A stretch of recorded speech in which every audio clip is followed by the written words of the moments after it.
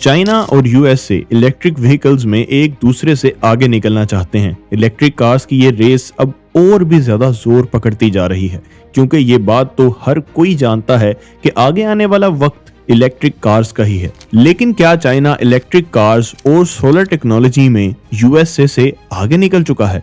आइए जानते हैं। आखिर कैसे की वीडियोस में खुशामदीद। दोस्तों, यूएसए और चाइना में एक ट्रेड वॉर चल रही है, जिसके चलते जो बाइडन ने चाइना से इंपोर्ट होने वाली बहुत सी प्रोडक्ट्स पर बहुत सारे टैरिफ्स लगा दिए हैं। लेकिन उनमें से भी सबसे ज्यादा टैरिफ इलेक्ट्रिक व्हीकल्स पर लगाए गए हैं, जो कि 25% से बढ़ाकर 100% तक कर दिए गए हैं। यानी कि चाइना में बनी हुई कोई भी इलेक्ट्रिक व्हीकल जिसकी कीमत $5,000 थी, टैरिफ्स के बाद उसकी कीमत डबल यानी कि $10,000 हो जाएगी। बल्कि कुछ और टैक्सेस डलने के बाद इसकी कीमत $10,000 से भी ज्यादा हो जाएगी। और ना सिर्फ इतना, बल्कि चाइना में बनने वाले एल्यूमिनियम, स्टील और सोलर पैनल्स पर भी टैरिफ्स को बहुत ज्यादा बढ़ा दिया गया है। और जो बाइडन ने ये बयान दिया कि चाइना इन तमाम इंडस्ट्रीज में डोमिनेट होने की कोशिश कर रहा है, लेकिन मैं इस बात को यकीनी बनाना चाहता हूं कि इन तमाम इंडस्ट्रीज में अमेरिका डोमिनेट करे। टैरिफ एक टैक्स की तरह होता है जो कि हुकूमत को रेवेन्यू जनरेट करने में मदद करता है। लेकिन टैरिफ्स इसलिए भी लगाए जाते हैं कि अपने मुल्क में होने वाली प्रोडक्शन को ज्यादा किया जा सके, क्योंकि टैरिफ्स लगने से इम्पोर्टेड अशिया बहुत ज्यादा महंगी हो जाती हैं और कस्टमर्स अपने मुल्क में बनी हुई चीजें जो कि सस्ती मिलती हैं उन्हें तरजीह देते हैं। मिसाल के तौर पे एक कार पाकिस्तान में ही तैयार होती है और उसकी कीमत तकरीबन 20 लाख होती है,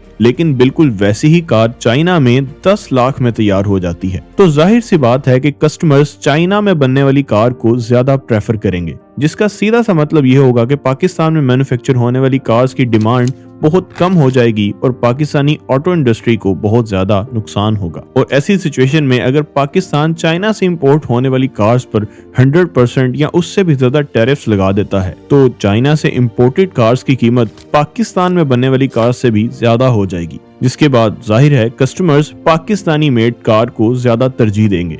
यही वजह है कि चाइना को अमेरिकन मार्केट से दूर रखने के लिए जो बाइडन ने इतने ज्यादा टैरिफ्स लगा दिए हैं। इस ट्रेड वॉर की शुरुआत हुई थी 2018 में, जब डोनाल्ड ट्रंप ने चाइना से इंपोर्ट होने वाली प्रोडक्ट्स पर ज्यादा से ज्यादा 25% तक टैरिफ्स लगा दिए थे। लेकिन यहाँ तो जो बाइडन ने उन टैरिफ्स को 4 गुना बढ़ाकर 100% कर दिया है। लेकिन इन टैरिफ्स का क्या अमेरिका की इंडस्ट्री को वाकई ही कोई फायदा हो रहा है? क्योंकि अमेरिका के इस वक्त के हालात तो कुछ और ही कहानी बयान कर रहे हैं। 2023 में चाइना की बहुत सी कंपनीज ने इलेक्ट्रिक व्हीकल्स के तकरीबन 15 लाख यूनिट्स पूरी दुनिया में एक्सपोर्ट किए थे, लेकिन अमेरिका में इन तमाम यूनिट्स में से सिर्फ 12,000 यूनिट्स ही एक्सपोर्ट हुए थे, जो कि इसका 1% भी नहीं बनते। जबकि यूरोप में चाइनीज इलेक्ट्रिक व्हीकल्स के 5 लाख यूनिट इंपोर्ट किए गए। यानी कि अगर नंबर के हिसाब से देखा जाए तो यूरोपीय यूनियन को तो ज्यादा फिक्रमंद होना चाहिए, जिसका मतलब ये है कि ये फैसला शायद सिर्फ सियासी फैसला है, क्योंकि इन टैरिफ्स की वजह से चाइना को कोई काबिले जिक्र नुकसान तो होता नजर नहीं आ रहा। यही वजह है कि बहुत से लोगों का ये कहना है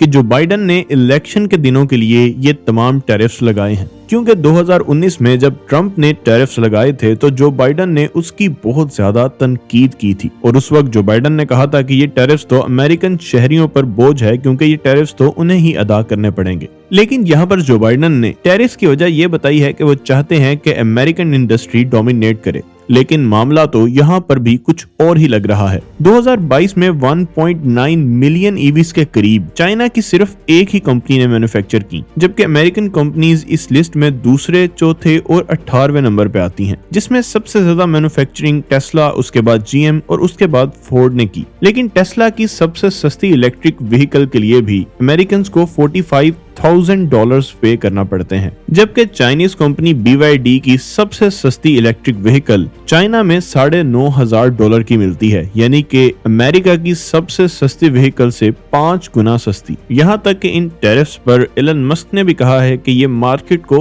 खराब कर सकते हैं, क्योंकि टेस्ला की भी एक बहुत बड़ी प्रोडक्शन फैसिलिटी चाइना में ही मौजूद है। और दूसरी तरफ GM और फोर्ड इलेक्ट्रिक व्हीकल की रेस में बहुत ज्यादा पीछे हैं। इसके अलावा अगर इलेक्ट्रिक व्हीकल्स की बैटरी प्रोडक्शन की बात करें तो उसमें भी चाइना इस वक्त सबसे आगे है। चाइना में चीप लेबर और मैन्युफैक्चरिंग कॉस्ट के कम होने की वजह से न सिर्फ कारें सस्ती बन रही हैं, बल्कि उनकी क्वालिटी भी बहुत ही अच्छी है। यानी कि इस सिचुएशन में मैन्युफैक्चरिंग को बढ़ाने की बजाय चाइना पर टैरिफ्स लगा देना अमेरिका का एक बहुत ही गलत फैसला नजर आ रहा है। 1980s में फ्यूल की कीमत ज्यादा होने की वजह से अमेरिकन कंज्यूमर्स ने छोटे साइज की कम फ्यूल पर चलने वाली जापानीज कारें खरीदना शुरू कर दी और अपनी इंडस्ट्री को प्रोटेक्ट करने के लिए अमेरिका ने जापान पर दबाव डाला कि वो अपनी एक्सपोर्ट को लिमिटेड करें। अब इन पाबंदियों की वजह से जापानीज कारों की इंपोर्ट अमेरिका में बहुत कम हो गई, जिसकी वजह से अमेरिकन कंपनीज ने अपनी कार्स की कीमत बहुत ज्यादा बढ़ा दी। अब क्योंकि अमेरिकन्स के पास कोई और ऑप्शन नहीं बची थी, तो उन्हें अपने ही मुल्क में बनी हुई महंगी कारों को खरीदना पड़ा। लेकिन इसका फायदा अमेरिकन कंपनीज ने तो बहुत उठाया, लेकिन कंज्यूमर के लिए ये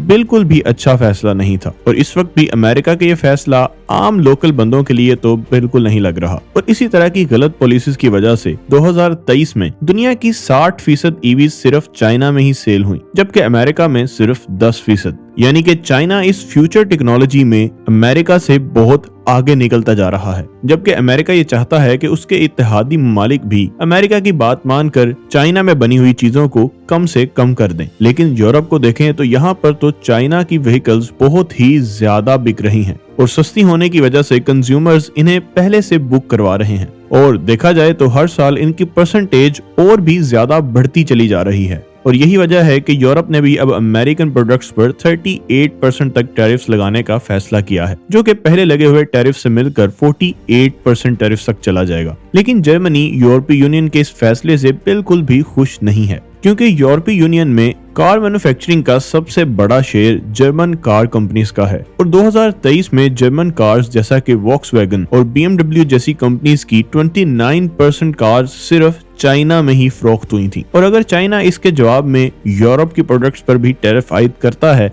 तो इसका सीधा सीधा नुकसान जर्मन कार कंपनीज को होगा। इस तरह की पॉलिसीज की वजह से यूरोपीय यूनियन एक बहुत बड़ा ट्रेड पार्टनर लूज कर सकता है। लेकिन अगर हम बात करें इलेक्ट्रिक व्हीकल्स के अलावा जिन तमाम प्रोडक्ट्स पर जो बाइडेन ने टैरिफ्स लगाए हैं, तो क्या अमेरिका उनमें चाइना से आगे है? मिसाल के तौर पे 2022 में चाइना ने 1.1 बिलियन टन स्टील प्रोड्यूस की, जो कि पूरी दुनिया के प्रोडक्शन का आधे से भी ज्यादा है। लेकिन अमेरिका ने चीन से 12 गुना से भी कम स्टील प्रोड्यूस किया। यानी कि यहाँ पर अमेरिका की स्टील इंडस्ट्री भी डोमिनेट करती हुई तो बिल्कुल भी नजर नहीं आ रही। यहाँ तक कि एल्यूमिनियम के प्रोडक्शन में भी चाइना सबसे आगे है, जिसने 2023 में 41 मेट्रिक टन एल्यूमिनियम प्रोड्यूस किया, जबकि यूएसए इस रेस में दूर दूर तक नजर नहीं आ रहा। चाइना और यूएसए की इस ट्रेड वार के बारे में आपका क्या ख्याल है? कमेंट सेक्शन में जरूर बताइएगा। वीडियो को लाइक कर दीजिएगा और इसी तरह की और वीडियोस देखने के लिए चैनल को सब्सक्राइब जरूर कर दीजिएगा। मिलते हैं आखिर कैसे की